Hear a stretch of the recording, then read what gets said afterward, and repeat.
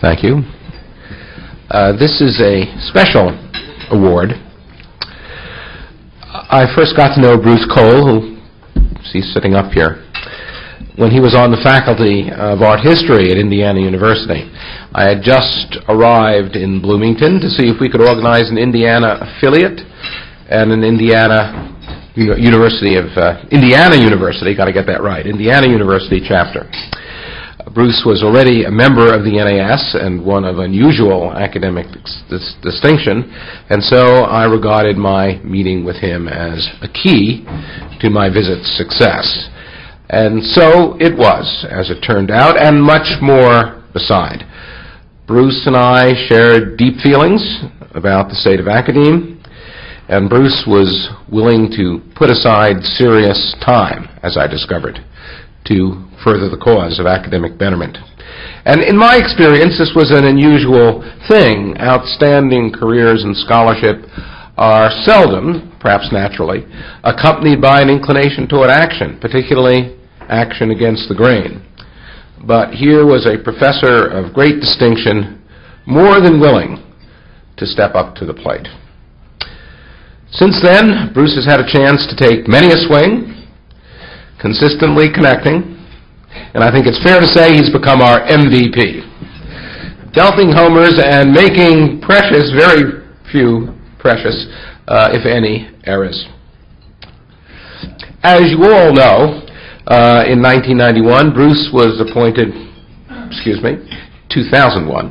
Bruce was appointed by President Bush to be chairman of the National Endowment for the Humanities. He'll be completing his service there this month, having held the office longer than any of his predecessors. His accomplishments have been large.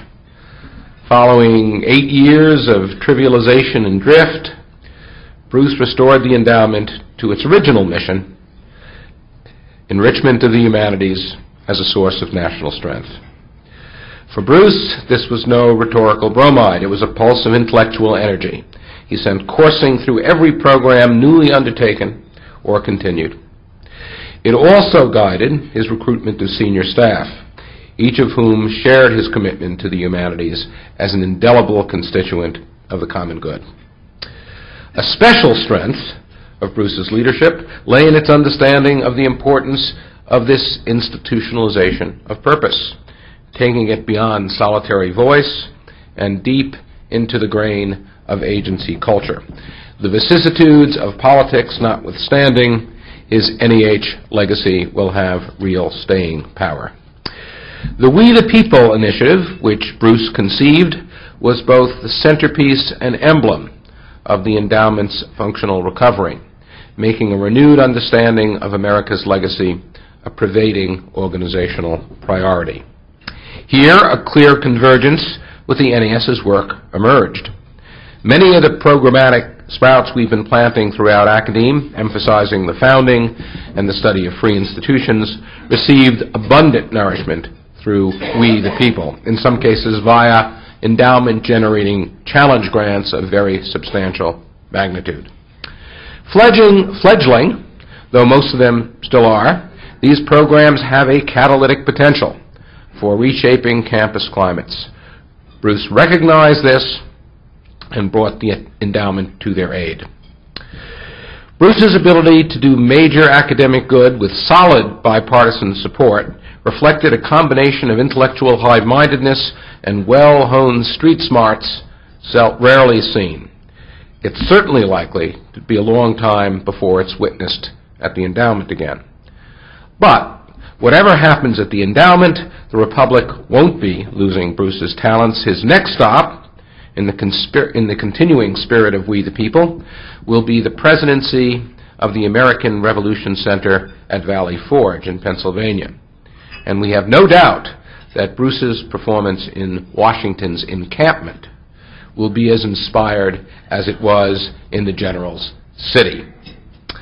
Before I make the award, this is your life, Bruce. We've assembled people from every stage of your NEH career to kind of participate in the expression of good feeling. One man you remember? Michael Polyakov? first met him, I think, when you were in grade school, or was it after that? I wanted to say a few words, and we're going to let him. Thank you, Steve. I want to say a few words of deep gratitude to Bruce Cole for some wonderful formative years working at the endowment. It was very hard to leave the wonderful atmosphere that you created there. I had this great feeling the first time I reported to you, something I did many times, and I finally realized it was like talking to my favorite graduate professor. Good questions, penetrating thoughts, a desire to get it right, a real attention to detail. And what I realized very quickly at the endowment was that although the staff represented a very broad range of political viewpoints, as is appropriate, we were united with a sense of esprit de corps, a sense that every dollar that we spent of federal money was a dollar that had to be invested wisely and carefully. It was a model of good government, a model of good leadership. I hope I can live up to that legacy in everything I do since. Thank you, Bruce.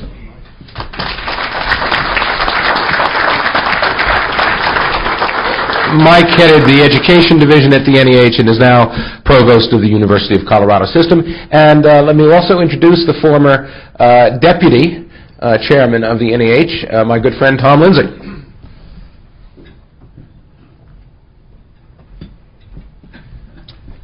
Thank you, Steve.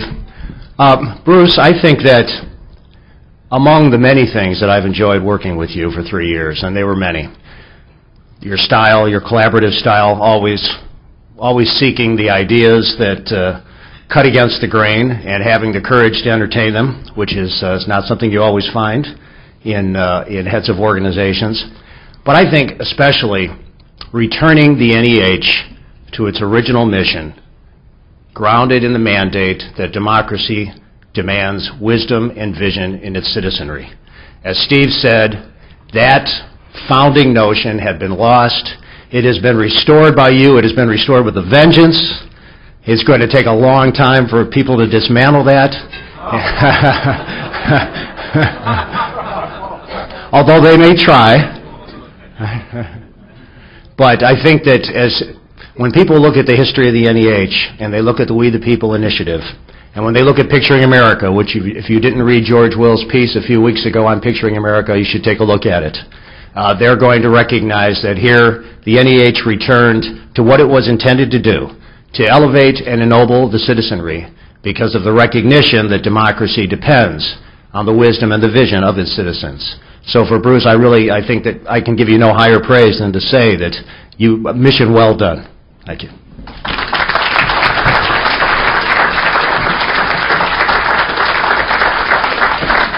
We have a small plaque to give. You may notice that it's somewhat smaller than the plaques that we'll bestow shortly. The reason for that is that there's a limitation that the government imposes on the value of gifts, including plaques.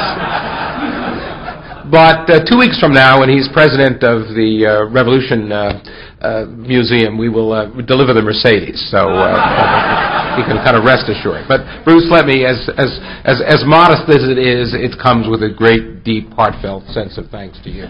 Thank you, sir.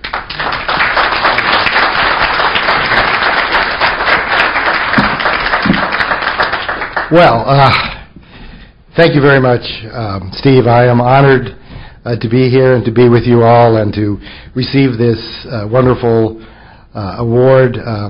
My 7 years at the NEH have been inspiring and invigorating. I've got to work with a tremendous team, and any success we've had is really due to this collaborative effort that Tom and Mike talked about. I have a prepared speech, but I don't want to ruin what's been said.